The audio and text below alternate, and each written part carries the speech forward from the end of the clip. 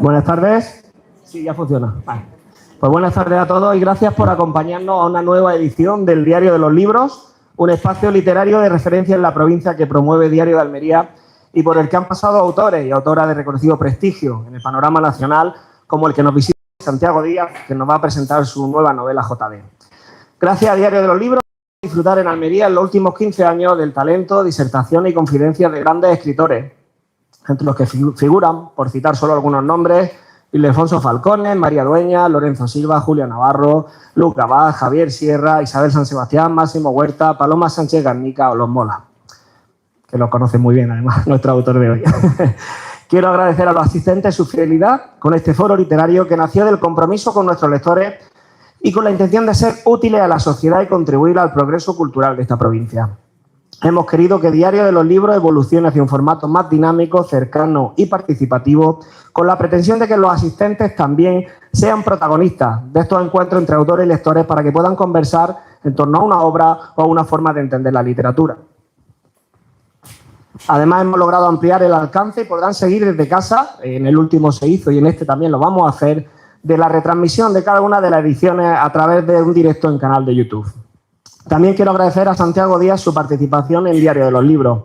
Para nosotros es un lujo tener a uno de los autores de referencia de la novela negra en España. En este coloquio estará acompañado, como ocurre tradicionalmente, por Diego Martínez, coordinador de Cultura del Diario de Almería, y María del Mar Ruiz, vicerrectora de Cultura y Sociedad de la Universidad de Almería, que además nos hará una reseña sobre el autor. Muchas gracias a los dos por vuestra imprescindible labor, como siempre, y nuestro tercer agradecimiento es para las empresas e instituciones que hacen posible Diario de los Libros. La Universidad de Almería, Cajamar, Saint-Gobain, Michelin, Ruiz Medina Garro, Abogados, Viva Book, Círculo Rojo, JJ Gázquez y el Hotel Catedral, que hoy nos acoge en uno de sus salones. Quiero invitarles a que participen activamente durante este coloquio y recordarles que a su término tendrá lugar la tradicional firma de ejemplares para todo el que esté interesado. Gracias nuevamente por su asistencia. Espero que disfruten de esta nueva edición de Diario de los Libros con Santiago Díaz. Muchas gracias.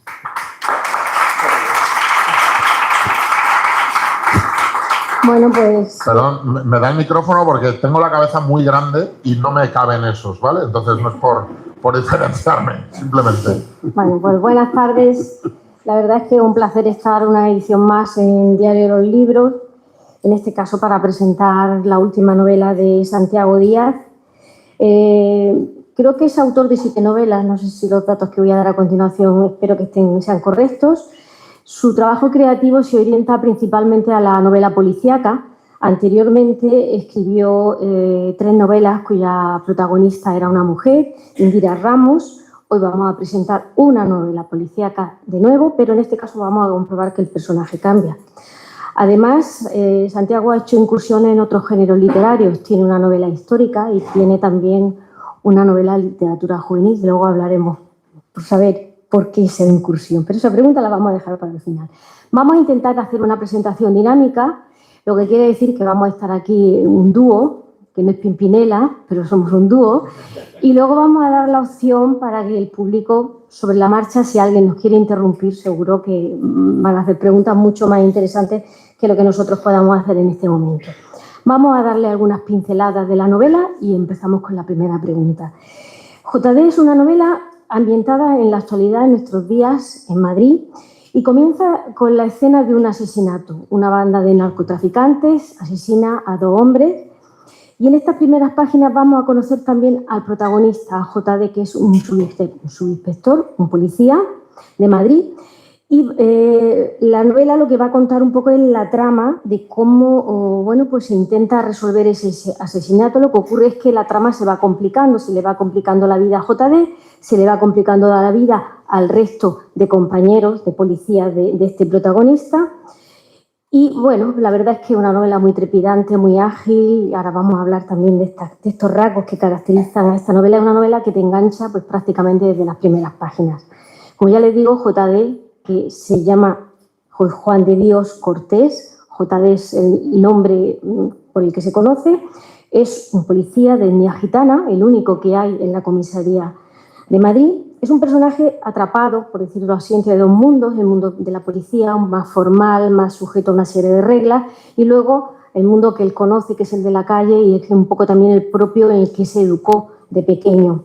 Es un personaje ambivalente, que tiene poliédrico, y yo creo que precisamente eso es la gran riqueza que tiene este personaje. ¿Por qué no nos presentas a JD? ¿Cómo es este personaje? Vale, bueno, pues muchísimas gracias en primer lugar a todos por venir.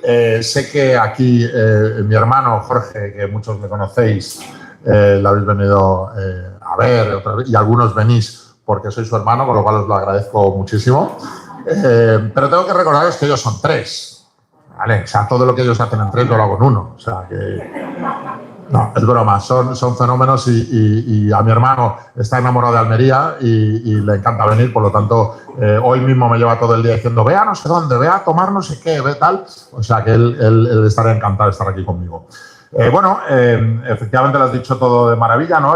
Llevo 7 novelas con esta, entre las cuales hay 5 thrillers, una novela juvenil y una novela histórica, Los 9 reinos, y acabo de terminar de escribir la 8ª, ¿no? Que se publicará el 12 de marzo del año que viene. Y bueno, la primera trilogía de thriller estaba protagonizada por Indira Ramos, una policía muy especial con un TOC, un síndrome, un trastorno obsesivo-compulsivo que le hacía una policía muy especial, que no se adaptaba a ningún lado, marginada, rara y que no gustaba a ninguno de sus compañeros, pero a nosotros como lectores pues nos hacía gracia. Y esta segunda trilogía que acaba de iniciarse con JD, él es el protagonista, que es un policía gitano que aparecía en la 3ª entrega. Y bueno, ya solo con ese anunciado de policía gitano ya dice muchas cosas, ¿no? Pero como bien has dicho, es alguien con mucha más profundidad de lo que parece con el enunciado sin más, porque es alguien que en la comisaría nadie se fía de él porque es gitano y bueno, y tenemos esos prejuicios, pero que es que en su comunidad tampoco se fían de él porque es policía y que hace un policía siendo gitano, un gitano siendo policía, ¿no? Entonces, bueno, se inicia la novela con un crimen muy llamativo, muy salvaje y JD pues es el encargado de investigarlo. Lo que pasa es que es alguien que se suele meter en líos habitualmente, es mal hablado, deslenguado y con propensión a meterse en líos, con lo cual se le complicará un poquito la investigación. Y eso inicialmente es lo que os vais a encontrar en JD. A pesar de esa escena inicial truculenta, eso es lo único que comparte con los Mola, con las, porque son muy amigos. Porque las ventas no. No, porque a partir de ahí ya tu novela ya tiene otro ritmo, no es una escena así un poquito fuerte al principio, pero luego ya... Bueno, a ver, es una novela dura, es una novela negra en la que hay sangre, hay violencia y demás. Lo que pasa es que a mí me gustan este tipo de novelas. Meter un poquito de humor también. Con Indira lo conseguía por las rarezas de la protagonista, con JD, con su manera de expresarse, con su manera de ser, porque yo creo que la tensión, la sangre, las cosas feas, la oscuridad, durante tanto tiempo no se sostienen y hay que pues alternarlos con algo, y a mí el humor es algo que me funciona, que me gusta, que me sale... hago los mismos chistes malos que JD, que mucha gente me dice, tú eres JD, ¿no? Digo, bueno, me habéis pillado, ¿no? Y entonces, pues sí que hay sangre, sí que hay violencia, pero también procuro compaginarlo con otra serie de cosas. A mí en realidad me gustaría hacer una novela romántica, pero es que se me mata la gente por el camino. Junto a este policía, a mí me ha llamado mucho la atención porque tiene una serie de personajes femeninos que son muy importantes en la vida de JD, no solamente en el pasado, sino también en la propia novela, ¿no? Porque tiene a su exmujer a Lola, tienes también a Lucía, está la compañera policía y luego tienes también a Paula Garza, que yo creo que también es un personaje muy interesante y que lo que hace de alguna manera es equilibrar, porque JD es un personaje con mucha personalidad, pero estas mujeres también. Sí. ¿Y hasta qué punto has querido crear personajes femeninos en torno a este protagonista? Bueno, yo sinceramente creo que JD no es nadie, o sea, sus características se quedarían en nada si no fuera por los personajes femeninos que le rodean y le aportan muchísimas cosas argumentalmente como ser humano, como protagonista y como todo, ¿no? Efectivamente está Lola, su exmujer, alguien de la que sigue enamorado, pero que ella le mantiene un poco lejos porque no quiere estar con alguien que cualquier día se va a morir en un tiroteo, en las locuras en las que se mete, y eso le sostiene un poco también en la realidad, ¿no? Es el que consigue frenarle, la que consigue frenarle un poquillo de sus locuras. Tiene a su madre, que es la matriarca de la familia, tiene a su hermana, que es alguien que ha sufrido mucho también y que le ata un poquito a la tierra, a la realidad, y sobre todo tiene a sus compañeras, que son Verónica, que es la que le frena también con sus locuras, y la que dice, oye, cuidado que para entrar aquí tenemos que pedir una orden de registro, ¿no? Y él se lo salta un poco a la torera, pero ella le frena, es la que tiene un poco de sensatez en las investigaciones. Y después su gran amiga, que es Lucía, que es un personaje heredado de la trilogía anterior, ¿no? Que quien la conozca sabe que se metió en un pequeño lío, nada, una cosita de nada, por lo que está pagando por un crimen, ¿no? Y bueno, y es un personaje muy importante que también me sirve pues como en las series de televisión, que aquí está Carmen con la que he hecho alguna serie alguna vez, pues necesitan los personajes una oreja que se llama, que es a quien contarle sus cosas, con quien sincerarse y demás, y eso me sirve mucho. Por lo tanto, todas las mujeres que rodean a JD para mí son las que le hacen especial como personaje. Bueno, venga. Miedo me da, Diego, miedo me da. Sí, se oye, sí. ¿No? Ah, bueno, y una cosa que quería contar, ahora os cuento un detalle de Paula Garza que os va a encantar. No sé si contarlo ya. Ahora sí me escucha. ¿Puedo contar una cosa de Paula Garza que me ha preguntado? Muy rápida. Siempre tú eres el protagonista. No, pero bueno, no, a ver, que a mí, te digo una cosa, a mí como me dejéis hablar no vamos de aquí hasta las 12, ¿eh? Pero bueno, que no yo en mi entorno, cada vez que hablo de mis cosas, de mis novelas, la gente me... oye, que ya nos lo has contado. A ver, yo hablar de mis cosas y que no os vayáis todos, pues para mí yo es como un... Habiendo tiempo para cenar, me da habiendo tiempo para cenar, vale. Bueno, en mi trilogía anterior, en la trilogía de Indira, compuesta por El buen padre, Las otras niñas e Indira, el segundo de ellos, no voy a hacer mucho spoiler porque estoy seguro de que vais a comprarlo después allí. En el segundo de ellos yo trato un caso real que me impactó mucho. Con 20 años sucedió el caso de las niñas de Alcácer y a mí me afectó mucho eso porque era algo que veíamos constantemente en televisión, acababan de empezar las teles privadas y había esa guerra por la audiencia que obligaba a los programas a hablar y a dar cada vez más detalles y a intentar quedarse con la audiencia y todos teníamos nuestras teorías de lo que había pasado de las niñas, en fin, pero yo siempre me quedé con una duda y era qué había sido de Antonio Anglés, independientemente de lo que les hubieran hecho las niñas, si ese hombre consiguió escapar, si consiguió sobrevivir, qué ocurrió con él, ¿no? Y es una pregunta que me ha perseguido a lo largo de 30 años, ¿no? Sí, y claro, y entonces pues yo, llegado un momento, quise responder a esa pregunta, ¿no? Y es lo que ocurre en Las otras niñas, ¿no? Que aparece Antonio Anglés después de 30 años y yo me preguntaba qué ocurriría si aquí al fondo estuviera Antonio Anglés y dijera, hola, soy Antonio Anglés. Pues lo que me puso los pelos de punta es la respuesta, nada, no ocurriría nada, porque su crimen ha prescrito, por lo tanto habría que dejarle en la calle, aunque se diga que no ha prescrito, ha prescrito. O sea, eso está claro, ¿no? Entonces, a mí me planteé que alguien como él no podía haber vivido durante 30 años como un ciudadano ejemplar y, por lo tanto, la inspectora Indira Ramos decía, este tipo ha tenido que seguir delinquiendo, seguir matando y de ahí vienen Las otras niñas. Pero bueno, todo este rollo viene para responder sobre Paula Garza, que es la hija de un mafioso que aparece en JD, que quiere un poquito que la familia se aleje de esos negocios de drogas y de muerte y demás para encauzarse en negocios legales porque no les hace falta más, ¿no? Y esta idea surge precisamente de esa novela, porque yo cuando empecé a investigar a la familia Anglés me di cuenta de que la madre, Neusa, había tenido 10 hijos, de los cuales 9 habían pasado por la cárcel. Y claro, yo como novelista me pregunté, ¿y el 10º quién era, no? ¿Cómo es que de entre todos hay uno que no ha delinquido, no? Y resulta que era Kelly Anglés, que quien conozca la historia le sonará. Bueno, Kelly Anglés era pues la hermana, una de las hermanas de Antonio Anglés, trabajaba en Canal Nou en la época de las Mamachicho, como bailarina y demás, y todo esto pues truncó su carrera y cuando pudo marcharse se marchó a Las Vegas a intentar triunfar y se estuvo allí 5 o 6 años, que de hecho eso fue el motivo por el que la policía pensaba que Antonio Anglés estaba en Estados Unidos e iba a contactar con ella, ¿no? Ya termino, ¿eh? Tiene sentido.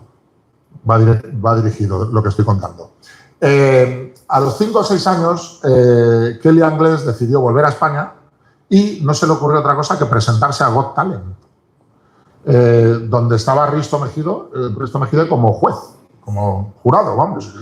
Y esto es algo que podéis ver en Google, si buscáis Kelly Faces de caras, se presentó así.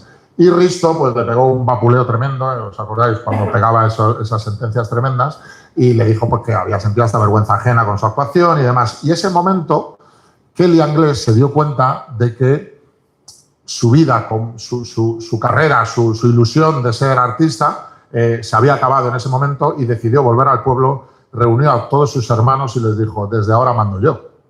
Desde ahora me vais a dar todo lo que tenéis, todo el dinero que tenéis en diferentes historias, el piso de mamá, lo voy a vender. Ella se hizo con los negocios familiares, impidió que siguiesen delinquiendo, los invirtió en cosas legales y 5 años después la familia Martins, se cambiaron el apellido, era una de las familias más ricas de la Comunidad Valenciana y a día de hoy todavía tienen gasolineras, constructoras, restaurantes, locales, pisos y demás, ¿no? Un personaje literario. Claro, y entonces ese personaje a mí me enamoró su historia porque me pareció fascinante, pero en las otras líneas no lo podía utilizar porque ya tenía Antonio Anglés y ya tenía bastantes líos montados, ¿no? Pero me lo guardé. Y entonces cuando quise retratar una familia de mafiosos, inspirados lejanamente en mi serie favorita que era que son Los Soprano, dije, pues voy a meter a un personaje femenino que sea la que tiene 2 dedos de frente en esta familia y diga, ¿para qué seguimos haciendo todo esto si podemos invertir legalmente y podemos hacernos ricos con todo esto? Vaya rollo que he soltado. Pues ese es el personaje de Paula Garza que sale en JD, que para mí tiene muchísima fuerza y me encanta como personaje. Y además es un personaje que a mí me da la impresión que se te ha ido de las manos. Joder, pues no me ayudas, ¿eh? No, me refiero que ha crecido, que va evolucionando y que tiene una personalidad dentro de la familia. Sí, a ver, es la que coge y dice, ¿para qué seguimos vendiendo drogas? ¿Para qué seguimos matando? ¿Para qué seguimos haciendo todo esto? Si tenemos millones en el banco, si con lo que tenemos ya legal podemos seguir adelante, ¿no? Lo que pasa es que, claro, en todas estas familias, sobre todo en las de ficción, en la vida real, pues no lo sé, supongo que también, más que el dinero, lo que tenemos, lo que funciona es el poder y el ser temidos, el ser respetados en la calle, en los ambientes en los que se mueven, ¿no? Esa es una pregunta que me he hecho toda mi vida. ¿Por qué los grandes narcotraficantes, cuando ya tienen en el banco 16.000 millones de dólares, siguen arriesgándose? Pues no es por una cuestión de dinero, es por poder, por sentir lo que sienten, por sentirse respetados, temidos, etc. Entonces, bueno, el hermano de Paula no está de acuerdo con esa deriva que quiere ella para la familia y bueno, surgen problemillas. Háblame, que si no, ni saludas.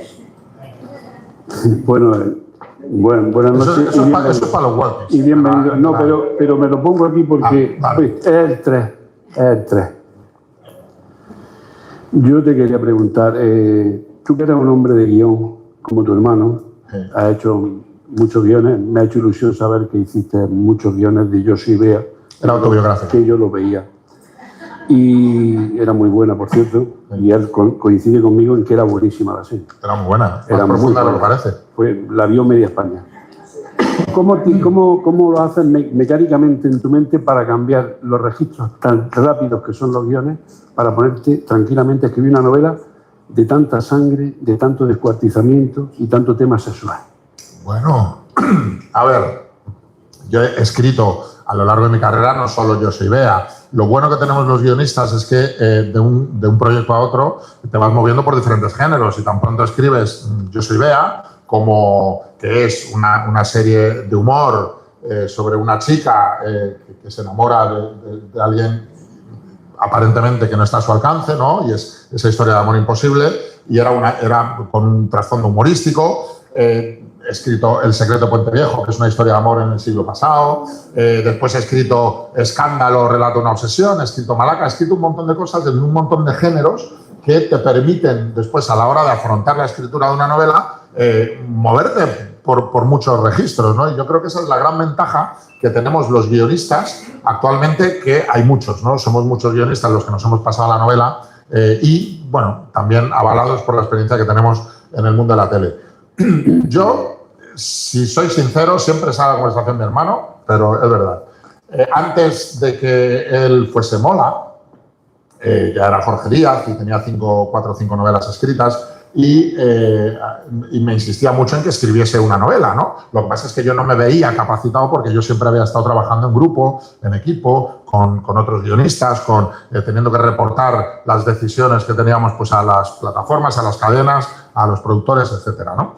Y entonces yo no me veía capacitado para afrontar un proyecto en el que tenía que decidir yo absolutamente todo. Pero me insistió tanto que me dejó el gusanillo, ¿no? Hasta que yo sabía perfectamente que el día que escribiese una novela iba a ser un thriller, porque es lo que más me gusta como lector. Y bueno, y un día encontré una premisa que me gustó, que era ¿qué harías tú si te quedasen 2 meses de vida nada más si no tuvieses consecuencia? Que es Talión, que por cierto, yo iba a meter la cuña. El 22 de enero sale la nueva versión de Talión, os lo digo desde ya, los que la hayáis leído. Y no hay nada más bonito, tú lo has leído, ¿no? Pues no hay nada más bonito que tener 2 versiones del mismo libro en la estantería, es una cosa preciosa. Bueno, la premisa era ¿qué harías tú si te quedasen 2 meses de vida? En la vida real, pues probablemente haríamos cosas bonitas. En el marco de un thriller y de novela negra, pues vamos a matar gente, ¿no? Y entonces, pues es alguien que decide tomarse la justicia por su mano y matar a los que cree que no han pagado lo suficiente por sus crímenes, ¿no?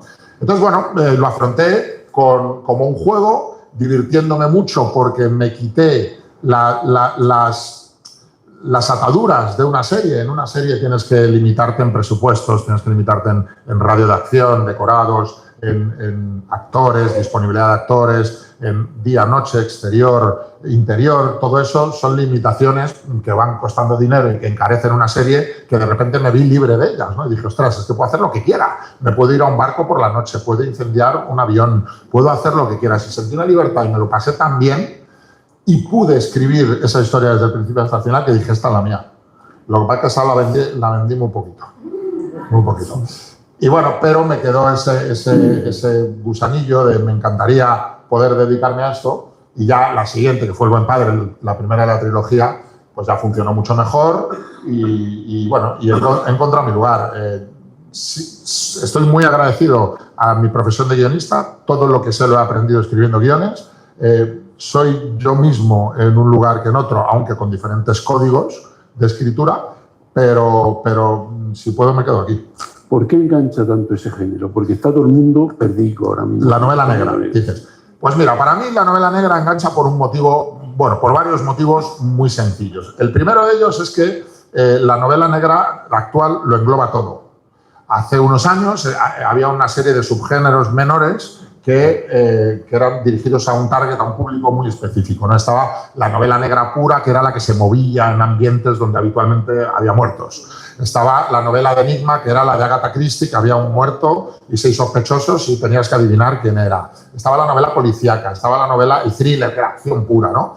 Entonces, todos esos considerados, injustamente para mí, géneros menores, llegó un día que se juntaron todos y en ese nuevo género cabe todo, porque cabe enigma, pero si tú en una novela de Agatha Christie, en la página 50, sabes quién es el asesino, ya el resto de la novela pierde el sentido, pero en la novela negra actual no, porque tienes otra serie de cosas, tienes acción, tienes novela negra, puedes asistir a tiroteos, a intercambios de droga, a lo que tú quieras y sentirte a salvo. Puedes meter romántica, en qué buena novela negra no hay una historia de amor. Puedes meter todos los géneros que se ocurran. Entonces, al englobarlo todo, cualquier lector va a encontrar lo que siempre le ha gustado en este tipo de novelas. Eso por una parte. Y por otra, que... ¿Cómo hablo, eh? Te has quedado loco, No, ya termino.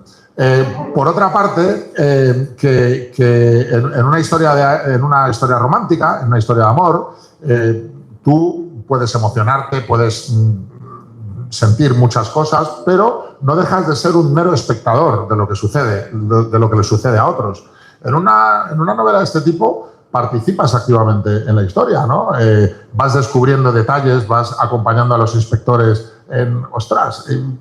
creas tus propias teorías, te sorprendes al final. Y eso, el estar involucrado, el meterte en la historia, yo creo que a la gente le encanta. Y si lo haces bien, como yo, de maravilla. Pero bueno, en cualquier ficción literaria, un elemento que yo creo que es complicado es conseguir la verosimilitud, la credibilidad de la historia que se está contando. En una novela, por ejemplo, en género histórico, pues tienes detrás unos hechos que ayudan a conformar la trama o perfilar los personajes, pero en una novela policíaca tienes que documentarte para crear unos perfiles de personajes y unas tramas que realmente como lector tú te creas lo que te está contando. Ya nos has comentado que, por ejemplo, para Paula Garza te inspiraste en personajes reales. El resto de personajes y la historia, ¿qué te inspira? ¿Dónde buscas esa...? Vale. Bueno, efectivamente hay una palabra que le has dicho muy bien a mi modo de ver, que es verosimilitud, que no es realidad. ¿Vale? Eso significa que todas mis novelas tienen una base real, procuro ser lo más fiel al funcionamiento policial, pero muchas veces no puede serlo porque se convertiría en un aburrimiento. A mí de repente cuando me llaman o me escriben o coincido con jueces, con policías, con gente que yo retrato en la ficción, me vienen y me dice un juez: joder, pues es que resulta que en un interrogatorio tuyo estaba el detenido con los policías, el abogado, el fiscal, el juez y el perico de los palotes, todos juntos ahí. Y esto no es así. Esto vale, pero yo no puedo hacer 5 interrogatorios iguales para llegar a lo mismo, con lo cual junto a todos los actores en un mismo interrogatorio. ¿Y quién se va a dar cuenta? Pues el juez. El juez va a decir: es que esto no es así, pero para el resto de la gente pues es verosímil, ¿vale? O sea, no es real, pero es creíble, ¿no? Entonces yo busco siempre la verosimilitud, pero yo no engaño diciendo que el objetivo primordial de mis libros es entretener. A mí me encanta que la gente se lo pase bien, me encanta que me escriban diciendo: he dormido poquísimo por tu culpa, me encanta que la gente se emocione, que diga: me ha costado tenía 15 minutos y me he tirado 2 horas leyendo. Eso me encanta. Y si encima de ese entretenimiento, de ese conseguir que la gente se lo pase bien, también consigo que la novela deje una semillita de algún tipo, pues me doy por satisfecho, ¿no? Y yo lo intento conseguir interpelando a los lectores. O sea, no solo te estoy contando una historia divertida, verosímil, aunque tenga cosas de ficción, sino que te estoy preguntando, en casi todas mis novelas sucede, ¿qué harías tú en el lugar del protagonista, ¿no? Una cosa que me dijeron de JD, que me gustó mucho, es si todos los actos de JD los pones en una hoja en blanco, uno por uno, es una persona horrorosa. No, o sea, no hay manera de salvarlo. Pero si cada uno de esos actos lo pones en su contexto, es probable que tú, como lectora, como lector, digas: esto no está bien, pero yo en su lugar haría lo mismo, ¿no? Y eso me encanta porque crea un dilema moral que traspasa un poquito el entretenimiento. Yo cuando te entrevisté hace unos días me dejaste perplejo. Gracias. Porque yo sabía que tenía gran envergadura, pero no sabía lo grande que era porque no te había visto nunca en persona. Y me dijiste... ¿Y lo que como? Y lo que comes. Sí. Y me dijiste: hasta que no tengo la novela en la cabeza, no me pongo a escribir. Yo dije: ¿qué cabeza tiene este tío? Es normal. Sí. ¿Eso cómo es? ¿Una novela en la cabeza antes de ponerte a escribir? Bueno, eso es, sí, a ver, eso es efectivamente herencia de mi profesión como guionista, ¿no? Que yo digo, bueno, estoy muy feliz de poder ser novelista o poder dedicarme a ello en exclusiva, pero yo no reniego de todo lo que he hecho anteriormente porque eso es lo que me ha traído hasta aquí. Y una de esas cosas es lo que hacemos en las series, que es planificarlo todo al detalle, ¿no? Yo me gusta pensar en la historia durante un tiempo, saber los giros que va a haber, los personajes que la van a protagonizar y el final al que voy a llegar. Hago una escaleta, que es hacer secuencia por secuencia en televisión, capítulo por capítulo, aquí, que me lleva hasta ese final. Lo hago en una pizarra, ¿no? Con exposit de colorines, que es un poco friki, pero eso funciona muy bien en la tele, ¿no? Cada trama tiene un color, después yo los mezclo y hago una especie de mosaico. Das 2 pasitos atrás en torno a los ojos. Hace una tontería, pero ahí te das cuenta del equilibrio que tiene el relato. De repente hay mucho azul aquí y aquí no hay nada. Por lo tanto, sabes que una de las historias te está quedando coja, va a desaparecer. Entonces, yo cuando tengo todo ese equilibrio más o menos, es cuando me siento a escribir. Que no soy tan cuadriculado como para respetarlo al 100%, pero sí sé dónde me lleva. Hay personajes que inicialmente en tu cabeza tenían muchísima importancia y después a la hora de escribir pues no te funcionan, y al contrario también, personajes que eran un mero trámite para conseguir un objetivo dentro del relato y a la hora de dialogarlos, a la hora de darles vida, pues tienen una importancia que no sospechabas, ¿no? Entonces, pero yo antes de escribir una sola línea tengo en la cabeza toda la historia. ¿Y no te ha pasado nunca que estás escribiendo y cuando llevabas 50 folios has dicho, fuera, no vale? A ver, no, me ha pasado que cuando llevaba varias semanas pensando en una historia o un mes incluso he pensado, no me funciona, no me va a ningún lado. ¿Y por qué sabes que no te funciona? Bueno, pues porque yo hay una cosa que yo me tengo que divertir. Si yo no me divierto, pues algo falla, ¿no? Si es todo escribir no solo es divertimento, eso también que parece que escribir es un cachondeo, no. En escribir se sufre, hay muchas cosas que son divertidas, que te lo pasas muy bien, pero hay otros momentos que tienes que encajar piezas, que tienes que escribir cosas que no te apetecen y se sufre. Pero en general a mí es algo que me apasiona y hay veces que cuando estoy metido en una trama aunque parezca mentira, tengo ganas de que llegue a la mañana siguiente para continuar por donde estaba, ¿no? Y eso me funciona. Y si yo no tengo ese gusanillo, si hay algo que digo, esto ya lo he visto más veces, eso está repetido, esto no va a sorprender a nadie porque no me sorprende a mí, pues puedo irme para atrás. Pero a la hora de escribir, yo ya he hecho todo ese trabajo de pensar en todo ello y, hombre, si me pasa escribiendo ya tengo un problema. Porque ya llevo 3 o 4 meses de trabajo detrás. Que eso es muy importante porque la gente que me conoce dice, ¿qué estás haciendo? Digo, mi nueva novela, ¿cuántas páginas llevas? No, todavía ninguna. Y dicen, este tío vive como Dios. Pero el pensar, en elaborar, todo eso también es trabajo, ¿no? No es solo el hecho de escribir y de teclear. ¿Te has visto más valorado como escritor que como guionista? Bueno, no, parar. Como guionista, yo creo que en mi vida, 30 años o 25 años de guionista, me hicieron 4 entrevistas. De verdad, también es verdad que los guionistas están ocultos detrás de grandes caras, como pueden ser los directores, los actores, las actrices, productores. Entonces el guionista queda un poco apartado. También es culpa nuestra que yo veía una cámara y me iba para el otro lado. Decía, quita, que no me pregunten, ¿no? Y yo recuerdo cuando escribí Talión, mi primera novela, pues como os digo, fue un juego, la mandé y resulta que Planeta, yo después me fichó la competencia, que es Penguin, pero mi primera novela la publiqué en Planeta, pues me llamó un día y recibí esa llamada pues que todo el mundo sueña, ¿no? De, oye, nos ha gustado mucho tu novela, te queremos publicar, ¿no? Y yo era como, ostras. Y fue fantástico y fui a la primera reunión de aquello y yo ya me puse malísimo porque era una sala enorme, una mesa enorme y había mucha gente de todo tipo. Estaban los de comercial, los de marketing, los otros, Y yo llegué ahí y yo no me pongo, toalla en la cabecera. Y dije, bueno, y llegó un momento que dijeron, mira, estamos planificando la gira de presentación de Talión, ¿no?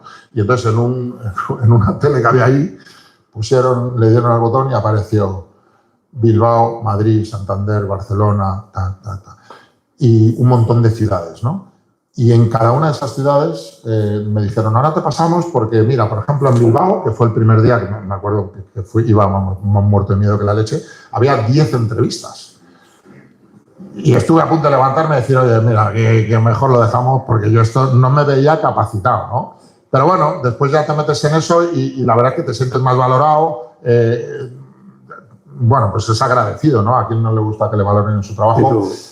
A ver, no estar valorado como guionista es malo, evidentemente, pero también tiene su cosa buena, ¿no? Que si haces una serie malísima, que es lo habitual, la serie mala es la serie de Banderas, no es la serie de Santiago Díaz. Entonces, bueno, te escaqueas un poquillo, ¿no? Pero tú miedo porque tenías, si tú hablas muchísimo. Pero hablo ahora. Tú me tenías que ver en mi primera gira. Estaba todo el rato pensando, ¿en qué momento se dan cuenta de que soy tonto? Digo, en algún momento se dan cuenta de que no tengo ni idea de lo que estoy hablando. Además me pasó una cosa, en Talión hay una trama, bueno, empiezo a contar batallitas. En Talión hay una trama que es, una de los objetivos de Marta Aguilera, ¿no? Que es la asesina, es alguien de ETA, ¿no? Y entonces en Bilbao llego a la tele, ETV, en directo. Fíjate. Esa entrevista nunca jamás la quise ver después. Cualquier día la veré, la buscaré. Pues yo llegué allí y vino la chica que me iba a entrevistar a saludarme y yo ya noté algo raro. Pero yo pensé, digo, pues no le ha gustado, no le caigo bien, es antipática a ella, pero bueno, me saludó muy cordialmente. Hola, Santiago, mira, te vas a sentar allí, había unos silloncitos, pues como estos, y ella estaba con otros invitados, como en una mesa, hablando de otras cosas, ¿no? Y yo estaba aquí sentado y me dice, terminamos esto y ahora te voy a saludar. Y mi única preocupación, fijaros, inocente de mí, en ese primer momento era, cuando venga, ¿me levanto para saludarla o qué hago? ¿No? Porque estaba aquí, era mi única preocupación. Digo, me levanto, me quedo sentado, ¿qué tengo que hacer? ¿No? Y llega ella, me levanta así a duras penas, no me saluda, me vuelve a sentar, se sienta aquí, me mira a los ojos, en directo, en la tele, y me dice, ¿qué necesidad tiene un madrileño que no ha vivido el dolor que causó a Quieta en resucitar esa historia? Y puedes imaginar. Eso no he querido verlo porque yo creo que no he tartamudeado más en mi vida. Después, en la ducha, elaboré una respuesta de lo que tenía que haber dicho, pero claro, en la ducha del hotel, ¿no? Y al día siguiente tuve la misma pregunta con menos agresividad y ya salí. Bueno, yo creo que forma parte de la historia de España y es algo que pues, hemos vivido y podemos contarlo. Bueno, supe salir un poquito, pero esa primera pregunta me mató. Entonces, claro, hablo ahora porque sí, pero antes iba acojonado a todos los lados. Nunca disfruté de esa gira. Has comentado que cuando haces la trama, construyes la trama, hablas de muchas historias, porque efectivamente en JD los capítulos son muy breves, son muy cortitos, y ahí sucede se está contando una escena con unos personajes, otro capítulo, otros personajes.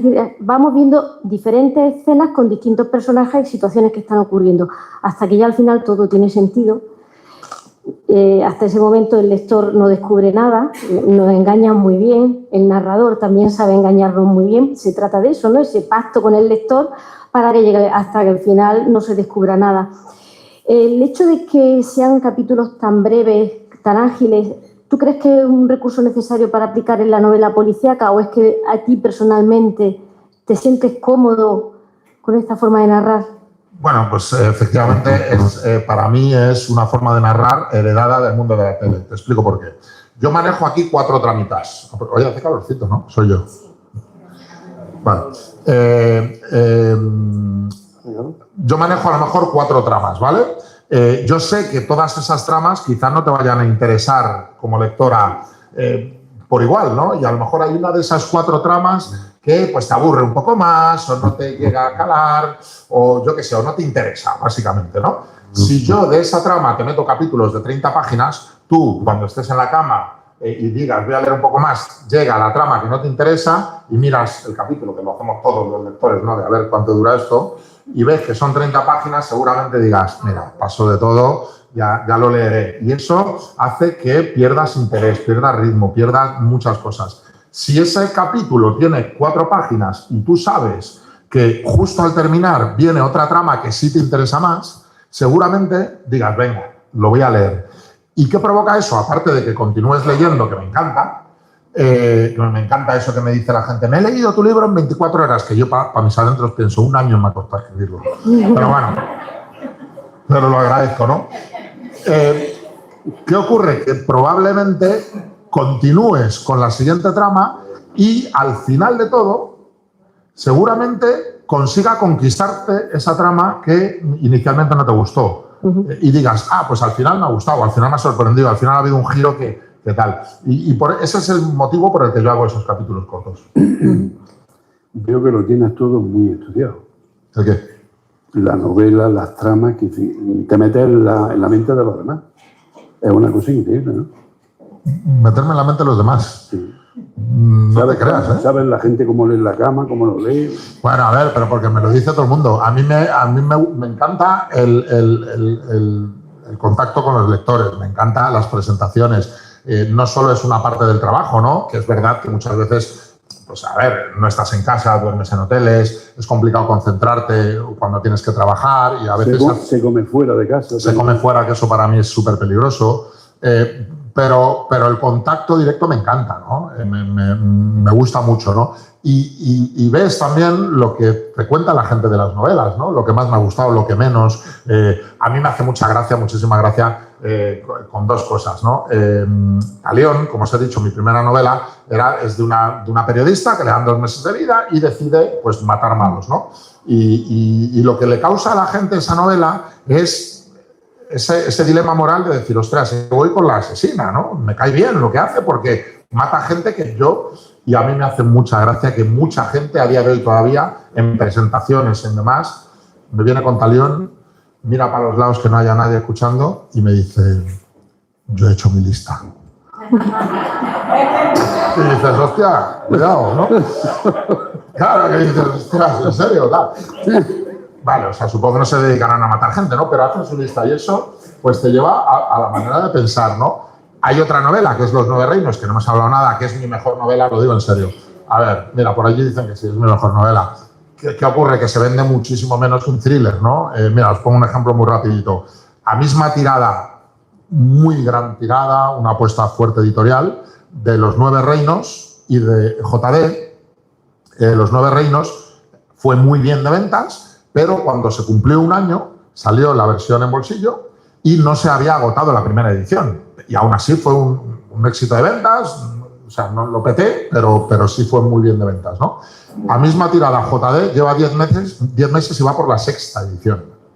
Para que veáis lo que se vende uno y otro. Pero yo no dejaré de decir, a pesar de que mis editores me matan cada vez que digo eso y me regañan y me dicen, ¿cómo se te ocurre? Porque así lo pienso, Los 9 reinos es mi mejor novela. Es una novela, un thriller histórico sobre la conquista de Canarias. Bueno, yo la he disfrutado mucho como lector, después de leerla como escritor, documentándome y tal. Pues hay un personaje real, que es Beatriz de Bobadilla, que es un personaje, pues bueno, muy adelantada a su época, era una persona, como persona horrorosa, ¿no? Que mandó matar a 500 gomeros, los mandó a ejecutar y le gustaba presenciar las ejecuciones. Era, bueno, pues era bastante pasional, tenía amantes por todos los lados, montaba unas orgías tremendas con los esclavos. Bueno, era una cosa, pues bueno, una persona horrible que hacía cosas horribles, pero con un personaje fascinante, ¿no? Y en este contacto con la gente, cuando alguien me viene con Los 9 reinos, que me hace mucha ilusión, por cierto, no es una indirecta, yo pregunto, ¿y cuál es tu personaje favorito? Y al igual que me hacían con Talión, mucha gente mira a los lados y dice, Beatriz. Porque nos gusta este tipo de personajes, nos gusta la gente diferente, la gente mala, aunque sea en la ficción, la gente que hace cosas especiales. Que no he respondido a tu pregunta, pero yo te suelto esto. Es que yo tenía que meter lo de que Los 9 reinos es mi mejor novela, que no la vendo ni a tiros. Tú le vas buscando el hueco hasta que lo han metido. Después tengo Taurus, que es la juvenil, Salvar la Tierra, que la compraron 2 personas, creo, fuera de mi familia, pero que me dio otra de las mayores alegrías de mi vida, porque la hice porque yo tenía muchas ganas de hacer una peli de animación.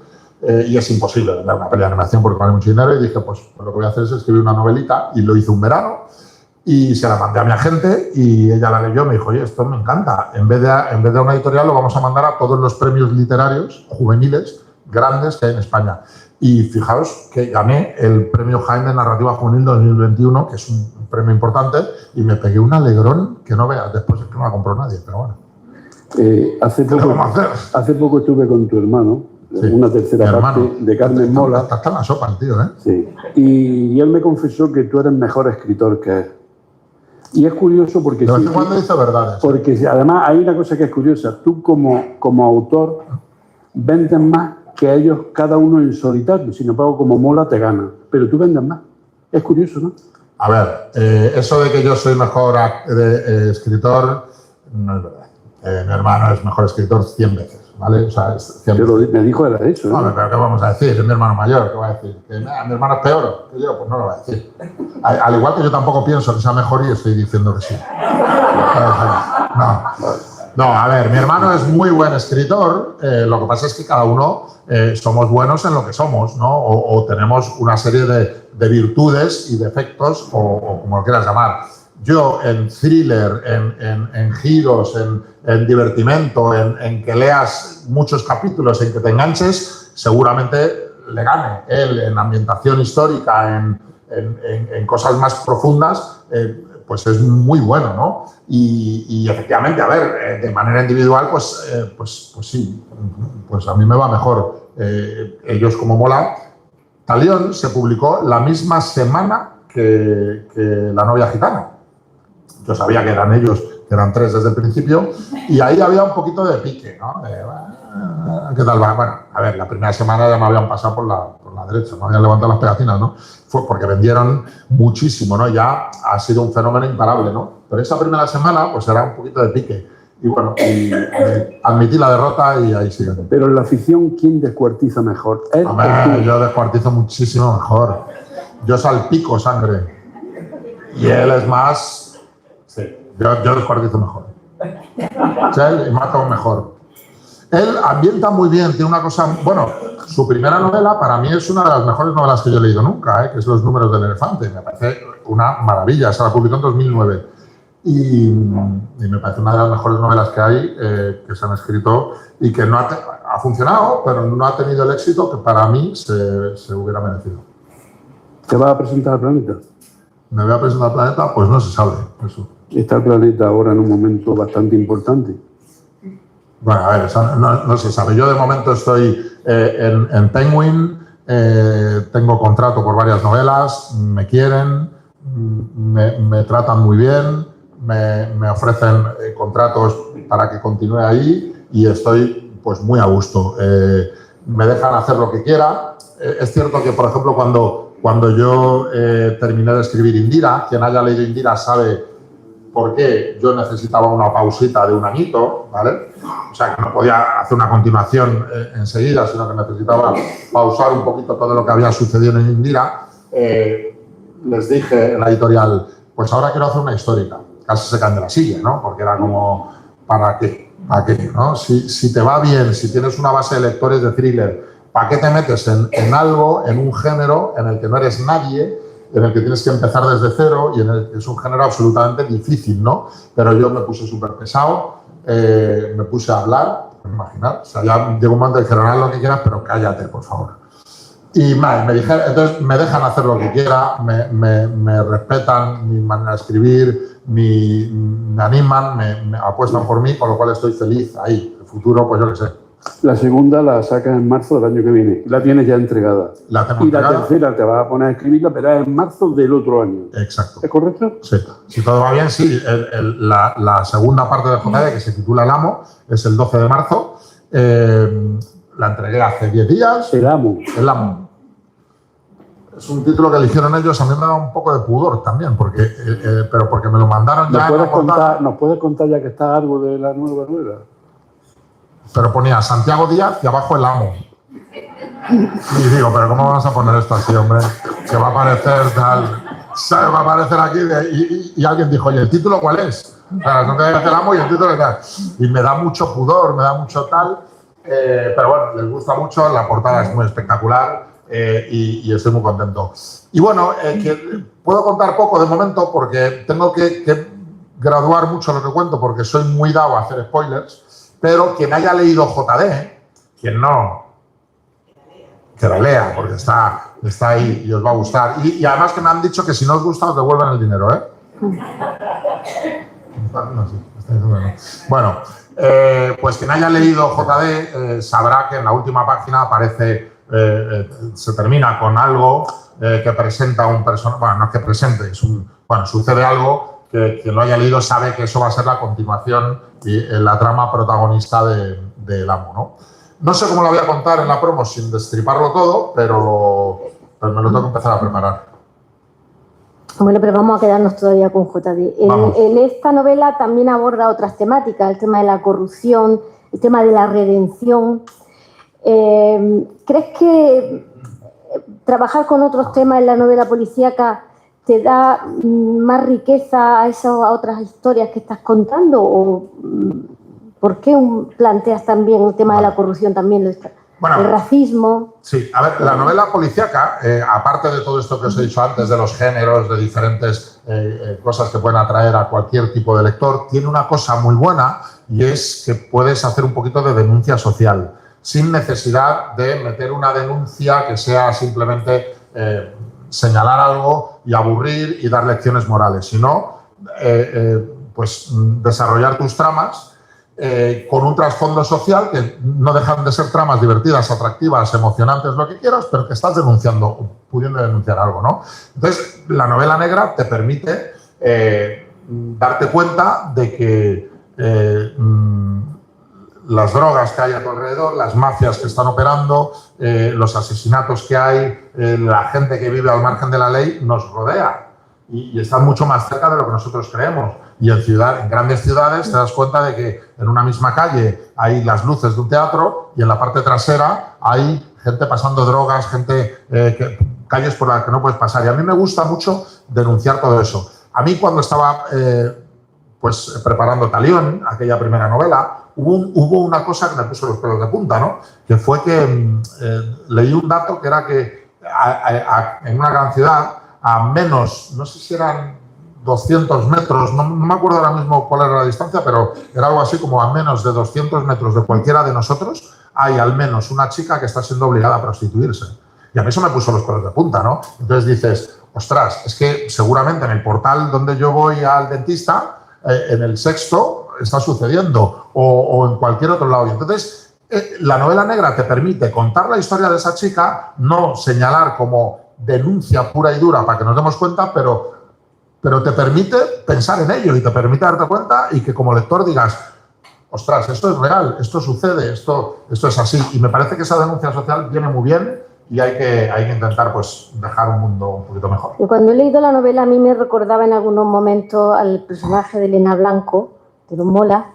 Me recordaba también a ese personaje policíaco, a Belvilacqua y Chamorro de Lorenzo Silva, o incluso también a Eduardo Mendoza y toda esa saga que tiene novela policíaca. Pero realmente, ¿quiénes son tus referentes? ¿Cuáles son? De los que has dicho, mis personajes, salvo Eduardo Mendoza, son mejores el mío. O sea, el único que me supera es Eduardo Mendoza, no. A ver, pues mira, Eduardo Mendoza es uno de mis referentes.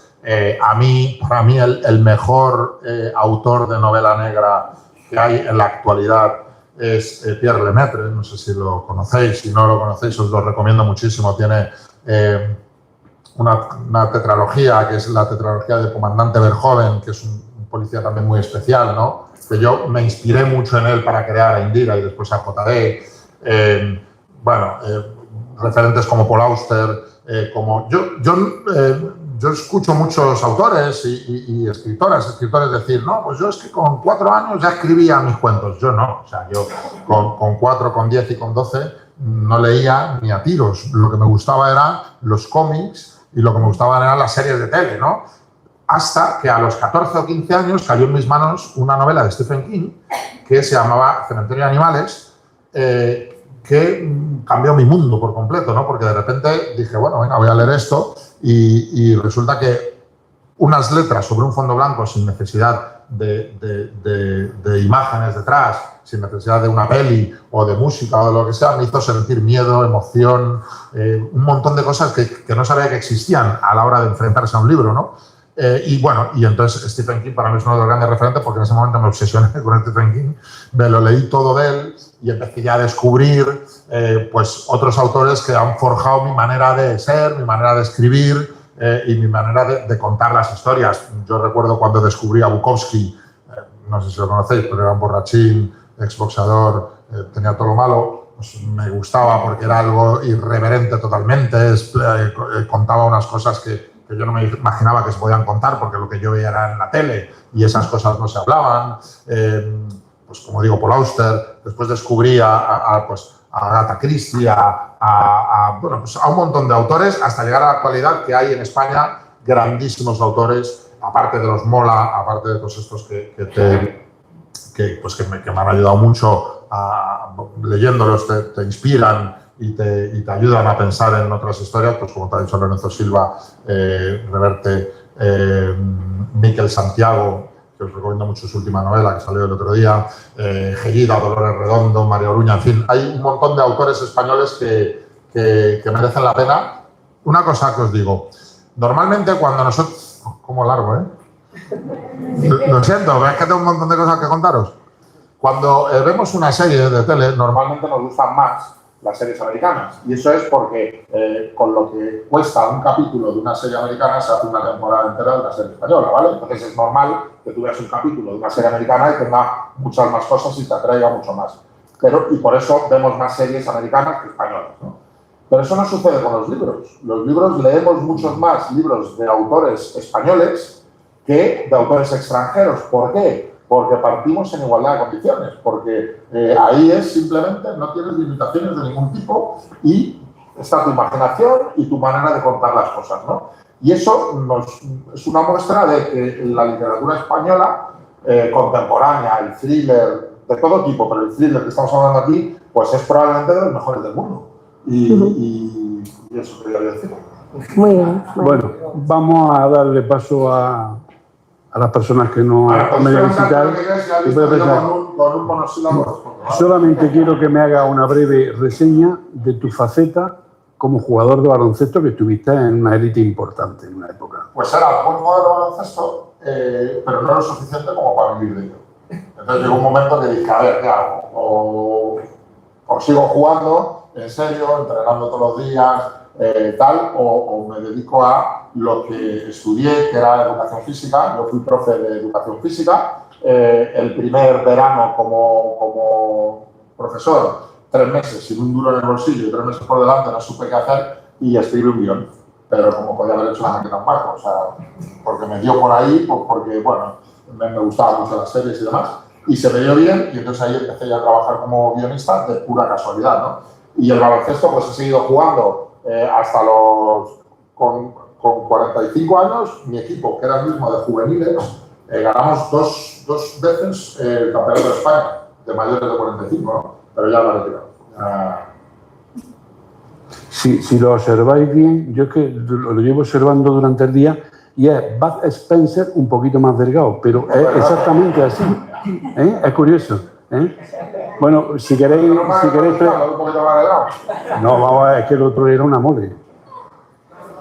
Preguntadle lo que queráis. Aprovechad porque... Esto es como los karaoke, que al principio os da vergüenza y una vez que cogéis el micro para preguntar ya no os soltáis. O sea, que no os dé ninguna vergüenza, preguntad cualquier curiosidad que tengáis sobre... Aprovechad que está hoy aquí porque mañana ya no está. A ver, Ramón. Cuando yo entré por ahí, he visto tus... ¿Se lo cambio? O sea, no se oye. No, si aquí se oye. Vale. Cuando entré por ahí, he visto, no tu espalda, tus espaldas. Y tú nunca. Oye, Jorge, hasta aquí, Jorge. Entonces me he girado y he visto que era Jorge. Que era tú. A Jorge le teníamos un cariño. Sí, lo sé. Bueno, tú te has conseguido hoy el 50%. Te queda por conseguir otro 50%. Vale. La pregunta, después de la presentación. ¿Qué relación tienes con Jorge? Jorge te lleva 8 años. 9. 9 años. Además exactos. ¿O te empezarías escribiendo? El 12 de agosto, efectivamente. ¿Sí? Sí, nací en su 9º cumpleaños. Ya nací jodiéndole la vida. Ha hecho referencia a Stephen King, con 15 años. Pero ¿cómo ha funcionado esa relación? Bueno, a ver, yo El punto de referencia de... Yo nací en su cumpleaños, ¿no? Mi madre se puso de parto cuando estaba preparando su fiesta. Entonces eso siempre ha tenido un poco de resquemor, ¿no? Porque siempre decía, un día antes o un día después, pero tuvo que nacer el mismo día. Pues sí, nacimos el mismo día, el 12 de agosto, ¿no? Y bueno, y siempre nos hemos llevado muy bien, siempre nos hemos entendido muy bien, y yo a Jorge se lo debo todo, ¿vale? O sea, yo cuando empecé como guionista, él siempre dice que empezó como guionista antes que yo, eso es mentira. O sea, cuando yo escribí aquel primer guión, él era director del programa de Consuelo Berlanga por las mañanas. Era uno que había, que no me acuerdo cómo se llamaba. Pero él todavía no había escrito ni un solo guión. Y yo empecé escribiendo el guión, lo que pasa es que ya después él estuvo en Hospital Central, ya entró en una productora, empezó, pero yo soy guionista antes que él, diga él lo que diga. Pero sí que es verdad que tenía mucha más experiencia que yo en todo y siempre ha sido un apoyo para mí, pues cuando yo he tenido dudas de algo, cuando pues tengo cualquier historia, a la primera persona a la que llamo para decir, oye, ¿qué te parece esto? Es muy criticón, pero ayuda mucho tener una persona que te diga la verdad. Eso es importante para un escritor o para un guionista, ¿no? Que no te diga todo maravilloso, sino, oye, pues esto no lo he entendido, esto no me ha gustado, pues eso es muy importante, ¿no? Y bueno, yo con Jorge pues tengo esa relación. Bueno, es recíproco en todo. Él también lo primero que hace cuando escribe algo me llama a mí o nos contamos nuestras cosas. Estamos los dos en el mismo mundo televisivo y editorial, por lo tanto, todo lo que nos pasa, o yo cada vez que tengo una duda, un contrato, oye, tío, ¿qué hago con esto? Pues me aconseja. Bueno, me llevo muy bien, la verdad. Y como nos vemos poco, pues mejor. O sea, nos vemos poco. ¿Qué te quiero decir? Que no tenemos una relación, hablamos por teléfono, pues, para las semanas, y después nos vemos cada 3 semanas o algo así, a pesar de que vivimos los dos en Madrid, porque vamos a comer, nos vemos. O sea, que no tenemos una relación de vernos todos los días, pero nos llevamos muy bien y ante cualquier duda, ante cualquier consulta, es el primero que llamo. Y le voy a decir de tu parte que le gusto más yo que Fran. Sí, por allí. Vale. Es que no te veo muy bien desde aquí. Vale. Yo te quería preguntar porque he leído mucho sobre ti, que te conozco bastante, y no has mencionado nada de tu etapa de Aquí no hay quien viva. Y hay muchísimo rumor sobre lo agobiados que estaba ahí, los paquetes, que es como muy... Esta semana tiene que salir el guión y tiene que salir el capítulo y no tenemos tiempo. ¿Cómo llevaste esa etapa? Bueno, a ver, yo he de aclarar que yo cuando escribí aquel primer guión, era de una peli y me llamó una productora y me dijo, oye, que te queremos comprar el guión, pero sobre todo te queremos contratar para hacer una serie, ¿no? Para trabajar en una serie, ¿no? Y yo dije, no, y es que ya tengo trabajo, profe. Y me dijeron, te pagamos esto. Y dije, bueno, espera que voy a pedir la excedencia. Y entonces empecé a trabajar ahí en esa serie que se llamaba Embrujada, y nunca se hizo, era para la televisión española. Y de ahí empecé a dar tumbos en varias series, ¿no?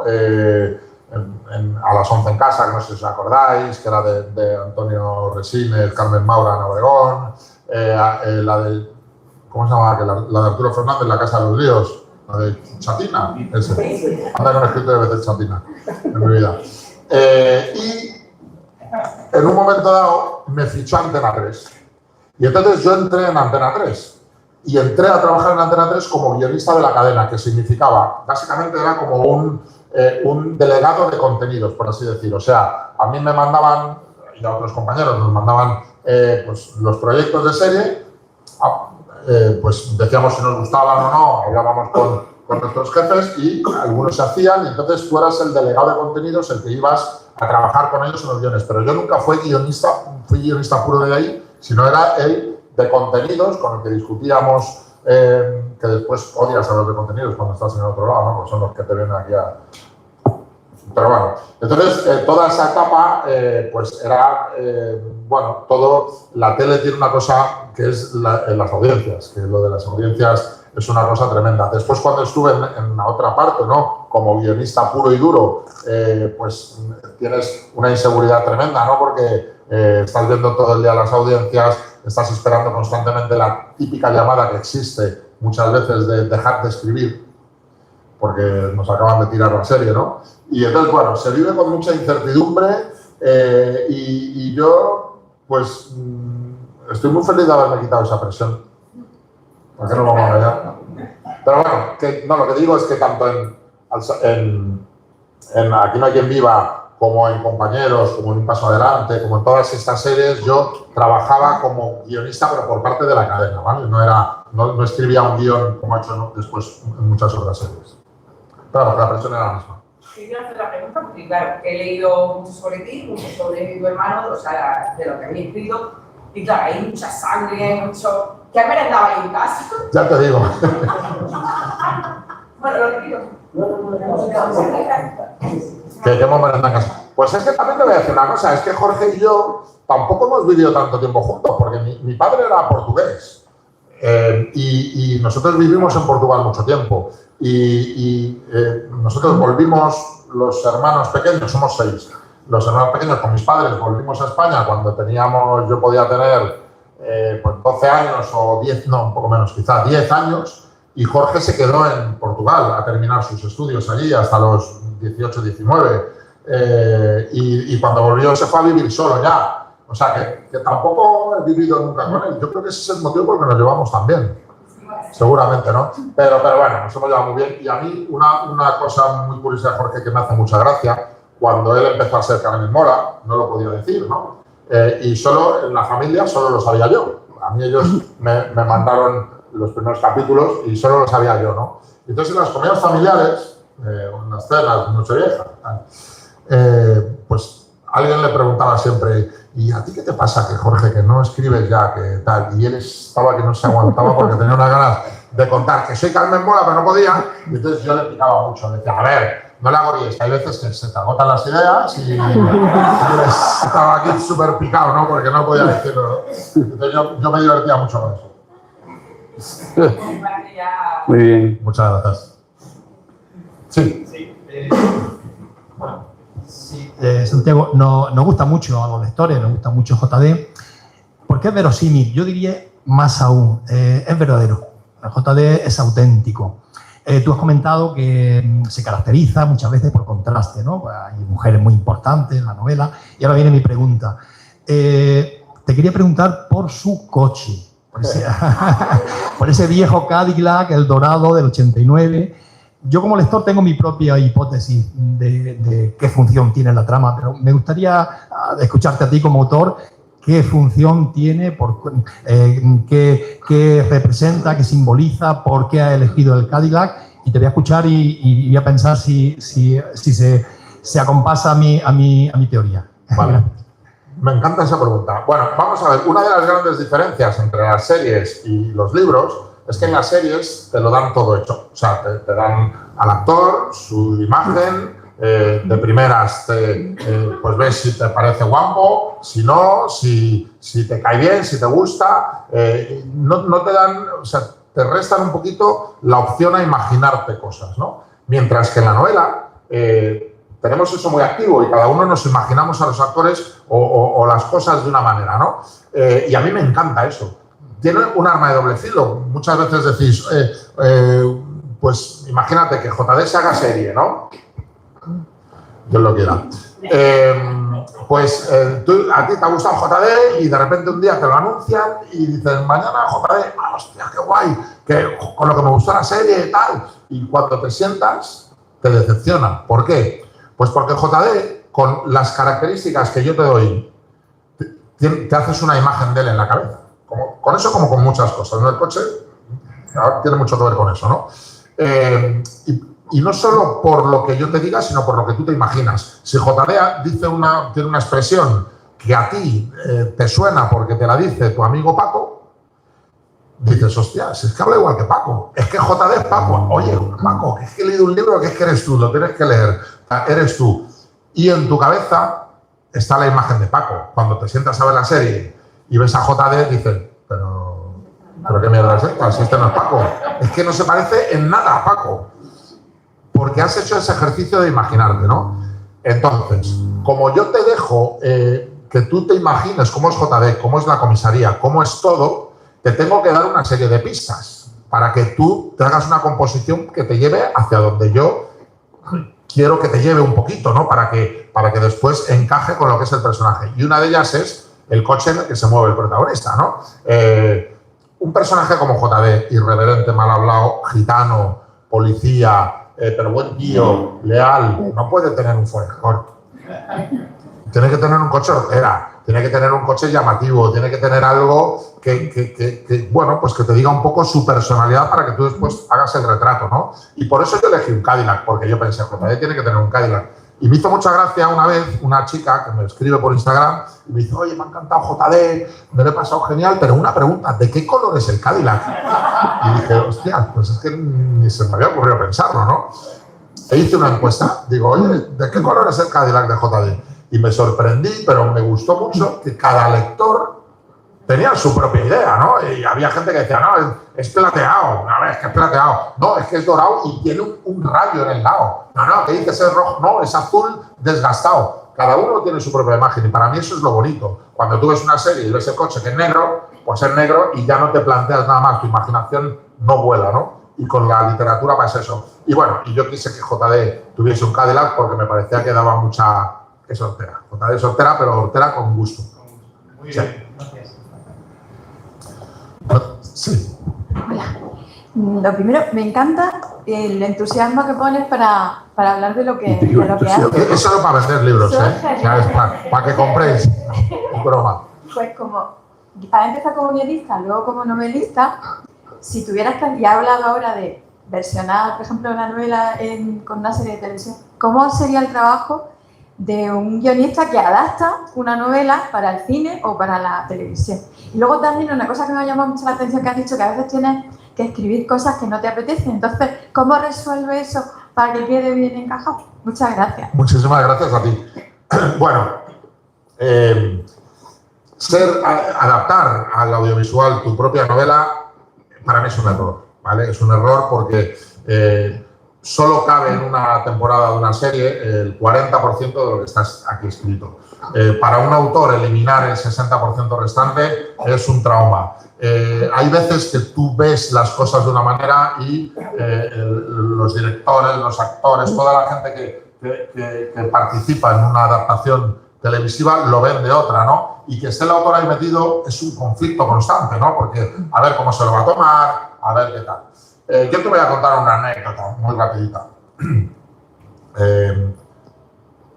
Una plataforma con una productora que compran... A ver, una cosa muy rápida. Esto funciona, las adaptaciones funcionan que una productora normalmente te compra una opción de derechos, te paga poco, pero tiene derecho a, durante un año, pues ofrecerlo a las distintas cadenas, plataformas y demás. Y ahí está lo difícil, ¿no? Que la productora consiga vender el producto y que después se haga la serie, ¿no? Entonces, no es muy difícil, es difícil, pero no es imposible que te compren los derechos de una productora y después la intenten vender, ¿no? Bueno, pues el Buen Padre, la primera trilogía, estaba adquirido por una productora y lo presentaron en una plataforma y la plataforma dijo, haremos la serie siempre y cuando el guionista sea Santi, ¿vale? Yo dije esto mismo, no me parece buena idea, es complicado, al final todos son problemas, pero me dijeron, no, vas a poder hacer lo que te dé la gana, te dejamos libertad absoluta. Yo me resistía porque sé que... pero me insistieron y dije, venga, pues allá que voy. Y lo hice, ¿no? En la quinta reunión sobre el primer guión, en la quinta reunión de la quinta versión, porque no había manera de hacer nada que les gustase, alguien me dijo, es que Indira no es exactamente como tú la pones ahí. Eso fue un shock para mí. Claro, piensas, yo soy quien he creado a Indira, yo le he dado vida a Indira, me vas a decir cómo es. Y te entra como unos calores por aquí y dices, ¿qué hago? ¿Me levanto y me voy? ¿Aguanto y digo pagarme y me voy?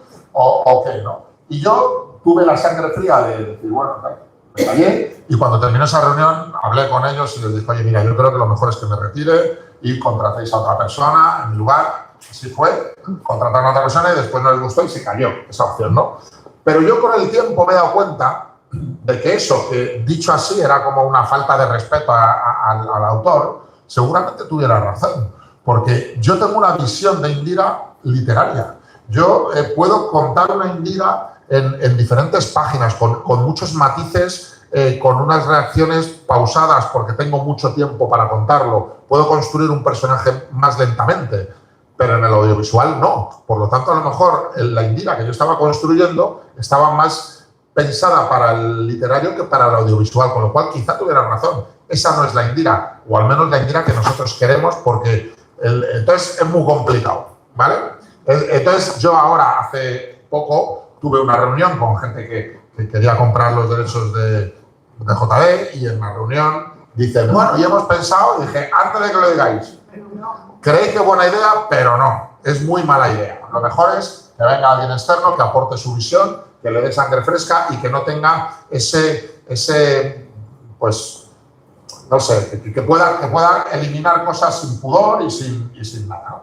Entonces, bueno, eso por una parte. Después, tu siguiente pregunta de cómo afronto, pues bueno, pues en los trabajos de cualquiera, por más que nos gusten, pues hay cosas más divertidas y cosas más complicadas. A mí, yo, como me gusta mucho mi profesión, me pasa una cosa que es muy mala.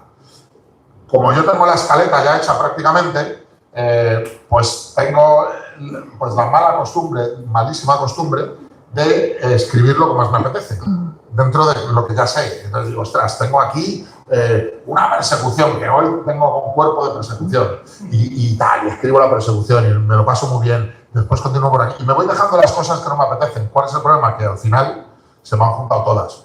Y he escrito el 80% de la novela y el 20% que me queda es lo que nunca me ha apetecido escribir. Entonces se me hace cuesta arriba que me tiro 2 meses o 3 meses que no sé si suicidarme o hacer o qué. Pero bueno, pero consiste en ponerte el mono de trabajo y decir, pues vamos allá. De nada. ¿Alguna pregunta más? Pero habéis visto que soy rapidito contestando. O sea, puedes preguntar todo lo que queráis. ¿Alguna pregunta más?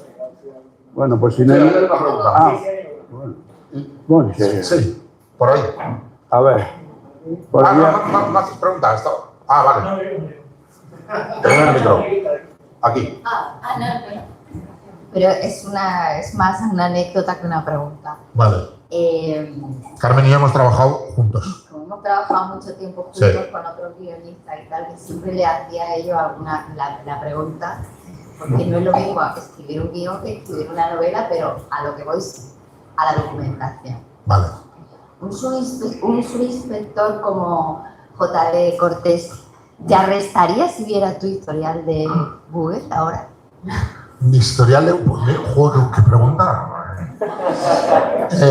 Pues, a ver, el problema es que, claro, la documentación te hace escribir cosas que yo sé a ciencia cierta que pueden estar perseguidas, ¿no? O sea, yo puedo escribir cómo deshacerse de un cadáver en Google, ¿no? O cómo descuartizar a una persona, o cómo una serie de cosas que a lo mejor necesito para mi novela, que si alguien las ve, puede decir, este tipo, lo que pasa es que, bueno, es algo tan exagerado todo, que no. Pero hay una cosa sobre la documentación de las novelas que a mí me gusta mucho, que cuando yo escribí Los 9 reinos, disfruté mucho con una documentación que tuve que leer muchas biografías, que tuve que ir a la Biblioteca Nacional, que descubrí muchas cosas en el proceso.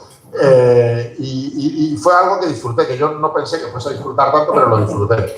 Y con una novela policíaca hay algo que es mucho más inmediato, ¿no? Yo tengo un amigo que es inspector jefe de policía, entonces yo voy apuntando todas las dudas que tengo en un papel y cuando ya tengo 20 o 30, pues le llamo por teléfono y le digo, Dani, te invito a comer, porque a los polis siempre hay que invitarles a comer. No pagan ni a tiros los tíos, pero bueno. Entonces quedo con él a comer y en esa misma comida, de esas 30 dudas, me resuelve 20 y las otras 10, pues me dice, lo consulto con el departamento que sea y te las resuelvo al día siguiente. Entonces, es mucho más sencillo esa documentación. Pero me ha gustado mucho lo del historial de Google. Esta noche lo reviso y lo borro. Borrar historial y datos, vale. Sí. ¿Alguna pregunta más? Ya está, ¿no? Bueno, pues muchas gracias por venir. Ha sido el escritor de más estatura que hemos tenido hasta ahora. El más grande. Y lo hemos pasado muy bien. Además, gracias por venir también. Y bueno, vamos a firmar ahora los libros, comprarlos. Yo, bueno, os quiero agradecer muchísimo haberme aguantado. Es difícil, o sea, estar aquí diciendo este tío no se calla, pero os lo agradezco muchísimo, he estado súper cómodo.